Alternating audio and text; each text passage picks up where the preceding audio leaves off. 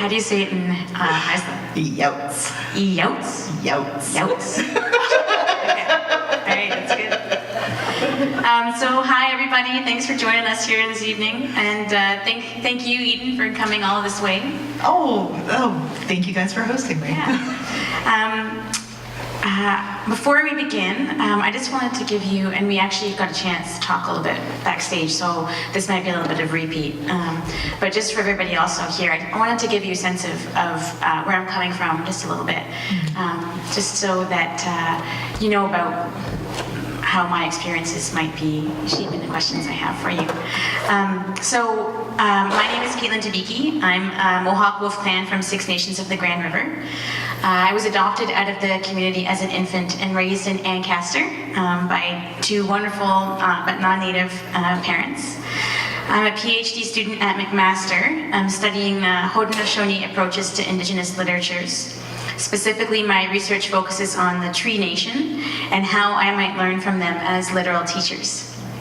I've lived here most of my life, except for 4 years when I got to live in Vancouver, which were like the action-packed, like in my head, those were the good action-packed years, right? Where Vancouver was really awesome. I'm also a new mom, I was telling you. I have an 11-month-old daughter, Ren, who's hopefully asleep right now. And I'm very excited to have this opportunity to chat with you.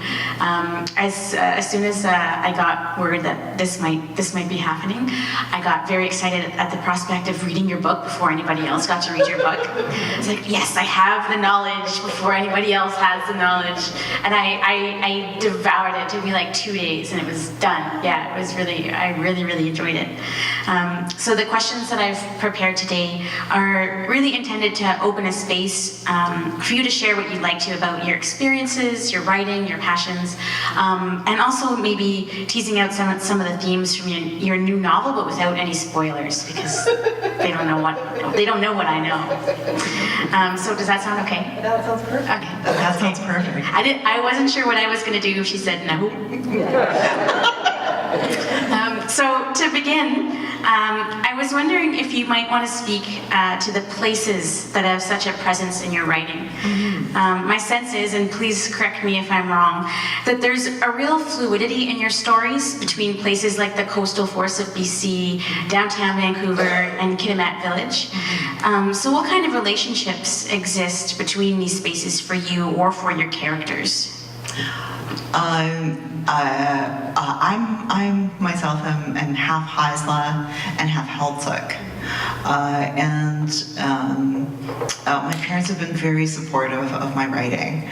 My mom's big complaint has been that there isn't enough romance and there isn't enough Heiltsuk representation.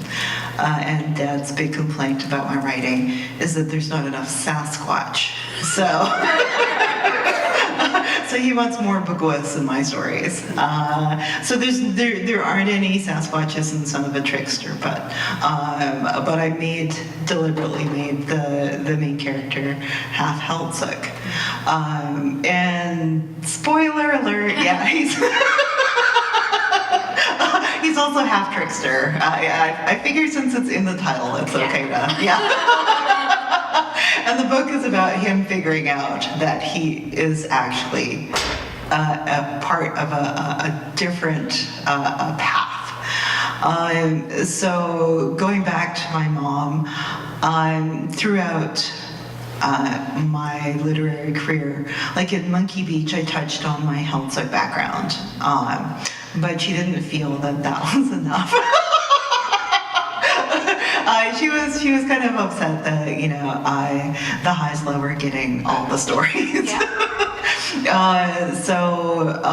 I don't really. I didn't grow up in Bella Bella in Waglisla territory Waglisla, so I cheated and had them move from Bella Bella to get them back.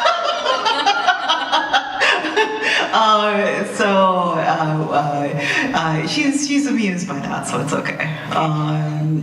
So the places In the novel, originally I thought I was writing a short story, and I set it in Vancouver because I spent a lot of time there. After I finished, I did my master's at UBC. So I was a student there, and you know, when you're in your mid to late 20s, you want to be somewhere big and exciting, and Vancouver was that place. So it has a very special place in my memory. The Vancouver of today is a lot more expensive than... So the dream of home ownership in Vancouver is pretty well dead. So the Son of a Trickster, the very first drafts of it were set in Vancouver, and then the story evolved from a short story into a novella, and then it was a novel, and then I realized it was probably a really long novel. I didn't think anyone was going to read a 1,000-page brick, so I decided to split it into two and have the Kitimat section be its whole novel, and that was Son of a Trickster. So I just finished the second book. Called Trickster Drift. So I have a first draft of it. I got my editorial notes back. So as soon as the tour is over, I'll go right back into restructuring and refining. Oh, that's awesome. So you're saying that, sorry, because I've got sidetracked by your comment here about the guas and more sex. Just wondering if there's like another story. He did like blondes, though. Blondes and bivalves, so. Okay, good to know. Store that one away. In an interview with Room magazine that you did, you said that there are both technical and ethical challenges to writing about community. So I was wondering, did you face those kind of challenges while writing Son of a Trickster? Oh, yeah. Yeah. Yeah. And I think anyone who's from a small community and they write about it faces the same ethical and technical questions. Like, I'm pretty sure that's why Margaret Lawrence created Manawaki. But whenever I tried a Maniwaki Kitimat, the story lost its power. I needed to have it in a real place. So I first faced it with Monkey Beach. When I was talking to my aunties and my cousins about the novel, I was very aware of the discomfort they had of someone else writing about them. Like, they had been misrepresented in a lot of ways for some of their deepest spiritual beliefs. So when I was talking to one of my aunties about a potlatch scene in Monkey Beach, she said, well, you know, there's things we don't share with outsiders, even if they're Indigenous. So I don't think sharing this in a book would be helpful. But the things that happen in the potlatch, you don't have to describe it. You can describe what, you know, the things when you're describing what the family's doing, that's okay. So when I took out all the information about the potlatches from that draft, the story flowed a lot more because it was a huge information dump. When you have to explain in that much detail to understand what's happening at that potlatch, it slowed down the narrative. So when I pulled that out and just focused on the family, it actually made the story move better. So when I'm writing things like Son of a Trickster, I tend to stay in the stories that are the Haisla and Heiltsuk public domain. Mostly because the Haisla copyright is so expensive and the Heiltsuk copyright is so expensive. They're potlatching cultures, so you would have to, if you use a story in your story about that belongs to a family or a clan, you would have to throw a potlatch. You could get away with gifting the chiefs, but then people would consider you like a cheapskate. And, you know, your reputation would be marred. So gifting the Chiefs, that would be about, maybe 5,000, and you'd still have to get into clan politics. So for, monetary and ethical reasons, I tend to only use stories that are in the public domain, the Heisler public domain. So the Trickster definitely falls into the public domain because he was a character that taught children and newcomers about our Nuyum, about our protocols, by breaking all the rules. So he showed what happened when you didn't listen to your elders. So he was always funny, and and it was usually quite racy, and so when I was growing up, I heard a lot of wicked stories after supper at the kitchen table, when we'd be having coffee and smoking. So I have a lot of fond memories entwined with this character. And in this book, he doesn't come off as, the most endearing character. But as the series progresses, you start to see things from his point of view a bit. Yeah, so I was wondering about that character. So it's pronounced Wiget? Yes. Wiget, okay. Yes. And is that a Heisler word, or is it just a name? The Transforming Raven, Kitimat is 500 miles north of Vancouver. It's on the coast, and originally we were from further south. So our Wiget is more closely related to the Tricksters of Alert Bay and Rivers Inlet. So when we moved north, we took those and those traditions with us. So he's more of a southern character. Okay. Our neighbors, like the Gitsan, have a different version of the Trickster. He's also a transforming raven, and I really can't pronounce their.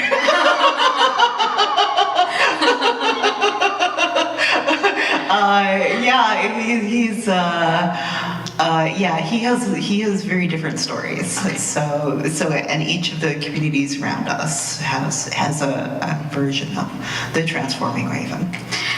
So I'm wondering about him because in sometimes some Indigenous literature, the Trickster is represented as this very very sage, wise, leader of the people, and then sometimes he's a bit of a buffoon. Yeah. And so I'm wondering who Wiget is to you. Is he a buffoon or a spiritual helper, a brilliant and powerful strategist, or a kind of a dangerous deadbeat dad? Well, in this book, from Jared's point of view, he's a bit of a deadbeat dad.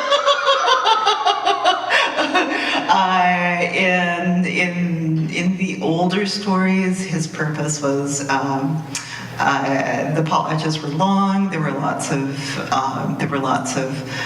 shifts in tone in the story. So the dancers who would come out would dance, and then they'd have to go behind the dance screen to change regalia for the next dance. So in between that time, Wiget would come out and he would entertain the audience. So he became a very funny character, and he was eloquent, and he had a very specific purpose. So he would tell stories, and sometimes they were serious and sometimes they weren't. So he was a very complicated character.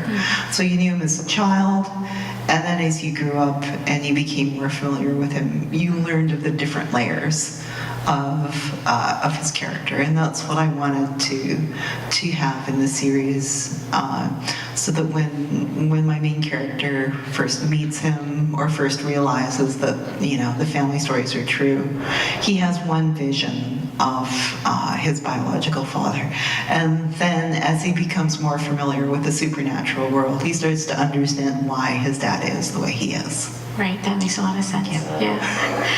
So when you were writing this story, did that sort of Wiget character or presence cooperate with the story?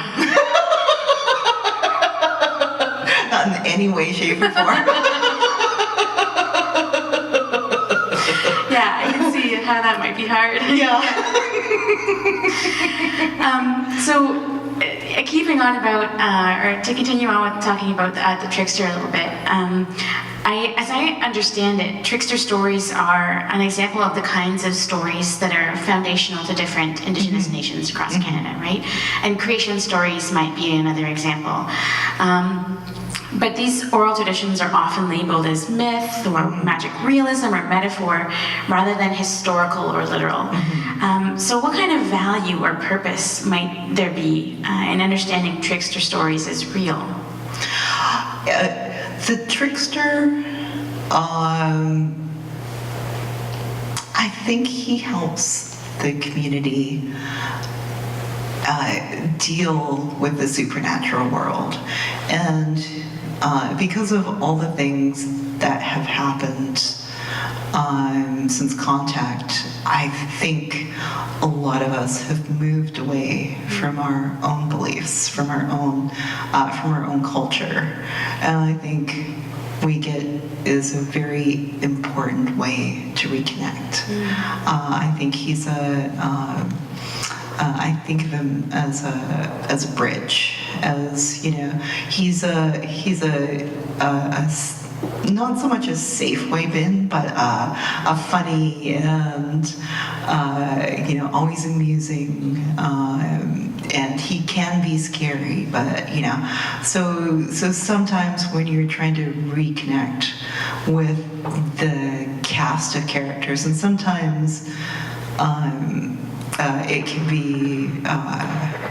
be intimidating to do that reconnection. And I thought of him as a way to reconnect people with the stories that I grew up with our communities have a lot of issues, but we also have a lot of joy. We have a lot of the power is in the families. We just have to tap into it. So that's everything I wanted to pour into the book. Yeah. And how do you see your writing received by your community? We'll see. I came out here before the book was released, so when I go back, it wasn't deliberate.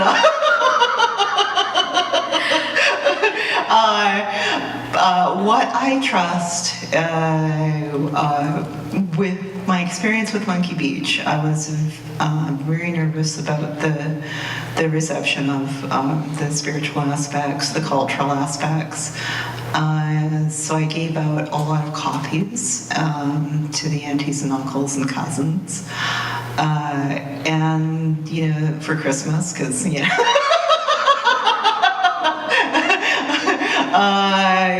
two birds. And I'd inevitably get phone calls saying, we got your book, oh, thank you. And then the next phone call would be, you killed spoiler alert, you killed Uncle Mick. How dare you? Because a lot of the family really liked that Mick character. So I got a lot of angry phone calls about that. And then I got, a lot of angry phone calls about the next death. And then about the ending, like when people got to the ending from, I got a lot of lectures about So I have absolute confidence that if people are upset or don't like anything in the book, that they will tell me. I have a whole list of notes here for you, so. They know where I live.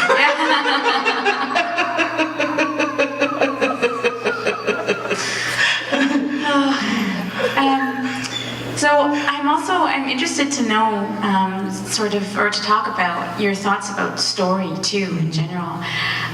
One of the things that I wonder about a lot is the role that story might have played in our communities, pre-contact. What role was that, and what kind of role do stories play now? Right, like has it changed? What do you think? Oh, it shifted a lot. Yeah.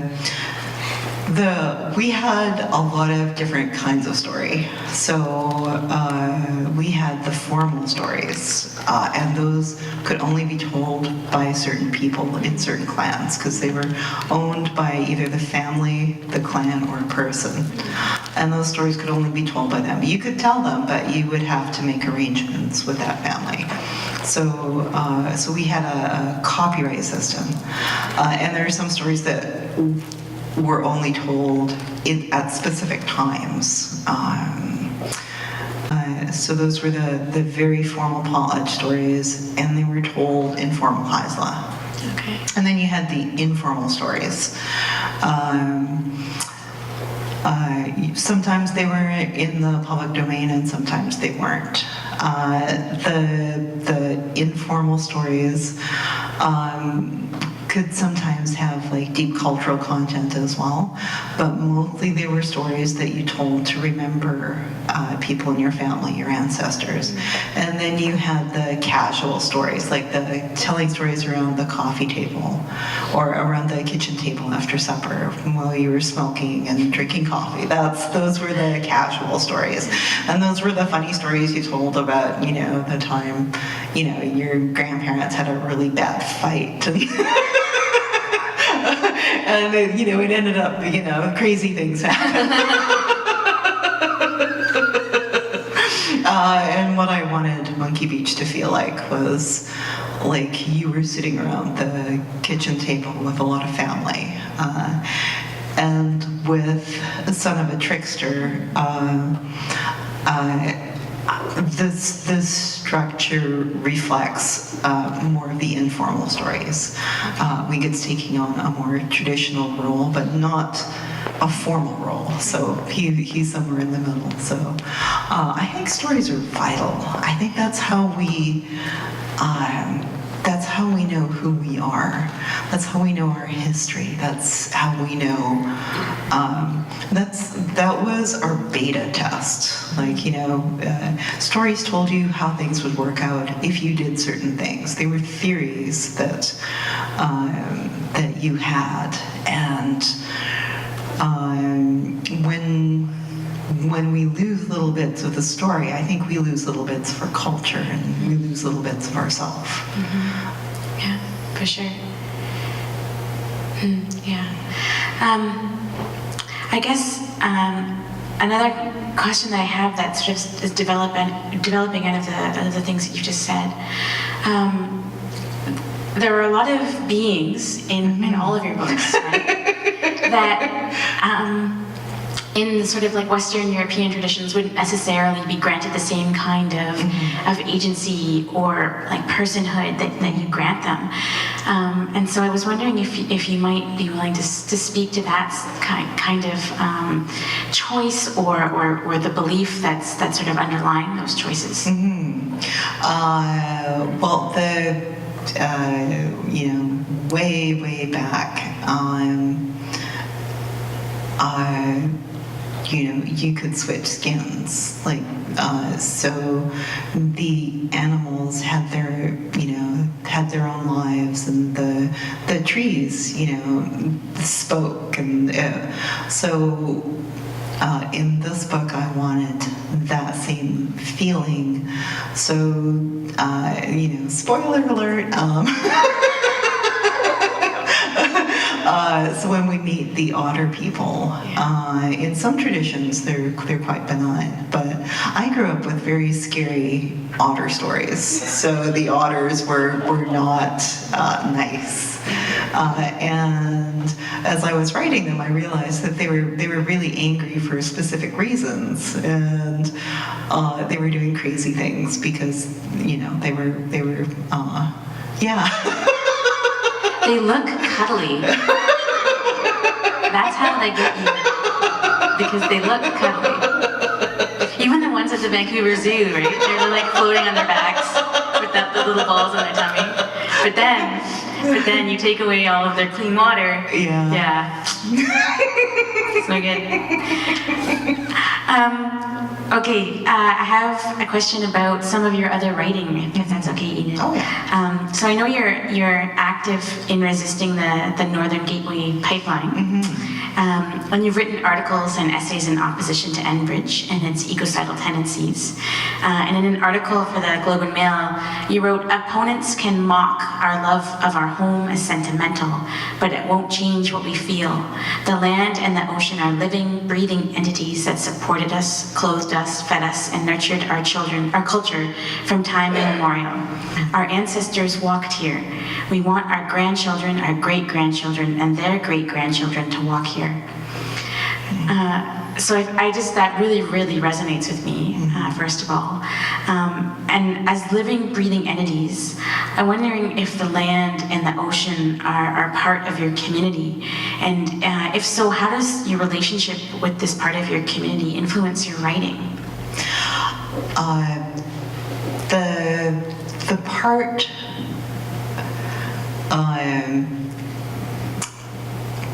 when we would talk about the land, it was a very different relationship. It was a very intimate relationship.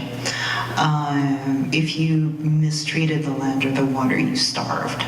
So I think we've lost that in, our grocery store culture, where you can mistreat the land and there are no immediate consequences. There are long-term consequences, but we still have, we're still fishing. We're still gathering. We're still gathering cedar, and you have a very specific relationship with that tree when you take from it. So if you're taking something, you have to give something back. It's not a one-way relationship, and I think that's so the concept of who is a being and who isn't is something that I've been grappling with, and I was testing it out in the book to see. But what I didn't like was that when we were talking about Enbridge, there was a lot of people who were saying, you're getting emotional, and it's. I was like, well, it's deeply emotional. It's home. If you're not emotional about home, then who are you? Yeah. Is that your home? How can you not be emotional? So I started thinking about, well, what does this mean to me? And that's where that op-ed came from. Yeah, that's good. I'm just going to consult my notes here.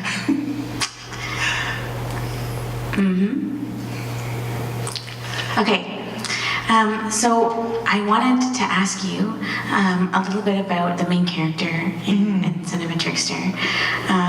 So Jared, he seems a little bit oblivious about his Indigenous heritage. Like maybe just like a smidge. Or like of the current political landscape. And there's the character Sarah, right, who comes into his life, is trying to engage him in things like I don't know more, right? Yeah. And she's I love her, by the way. She's just so I as soon as I met her, I was like, I want to be friends with this person. But she's just like, come on, Jared, let's push some heteronormative boundaries here, right? But he doesn't seem too interested in that. Yeah. But at the same time, he takes really good care of all of the people in his life, right? And his stepsister calls him a really good man. Yeah. And he kind of he doesn't think about himself in that way, right? Yeah. It kind of surprises him.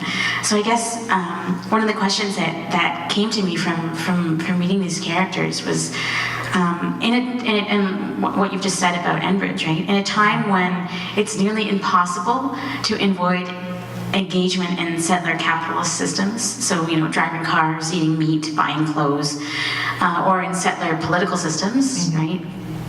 How can we be, and this is, I'm sorry, Ian, but really, a really tough question. How can we be good people, or even like good Indigenous people, when like we're functioning in all of these systems that are hurting the water and the otters? I think there's more than one way to be a good Indigenous person. So I think that so Jared's good in his own way, and Sarah's good in her own way. And what I liked about them was the way their realities bumped up against each other and reaffirmed and denied each other. So they fight a lot.